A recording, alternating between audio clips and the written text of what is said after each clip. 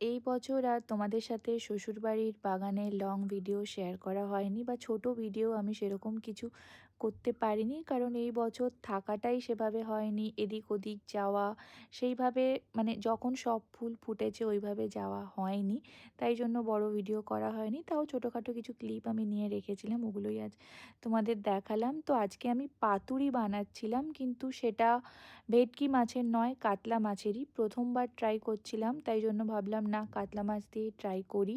But কাতলা মাছ দিয়ে করার কারণ ছিল এই মাছটা না ভীষণ ফ্রেশ ছিল, খুবই ভালো ছিল মাছটা। তো সেই জন্য ভাবলাম এই মাছটা দিয়ে আজকে পাতুরি বানাই। আর পাতুরি আমাদের কলা পাতার থেকে বেশি লাউ পাতা দিয়ে খেতে কিন্তু ভালো লাগে। এর আগে আমি চিংড়িও বানিয়েছি, তাই জন্য আজকে আমি লাউ পাতা দিয়ে ভেটকি মাছ নয়, কাতলা মাছের, বারবার ভেটকি চলে আসছিল, কাতলা মাছের পাতুরি বানাচ্ছিলাম। তবে এই যে বাঁধা পাতাগুলোকে ভাঁজ করা, এগুলো আমার শ্বশুর শাশুড়ি আমাকে হেল্প করে দিয়েছিল, কারণ ওইটা আমি ঠিকঠাক করতে পারি না।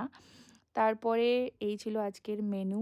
বাট সত্যি কথা বলছি, এতটুকু বুঝতে পারিনি যে এটা আমি কাতলা মাছ দিয়ে পাতুরি বানিয়েছি। এত টেস্টি খেতে হয়েছিল।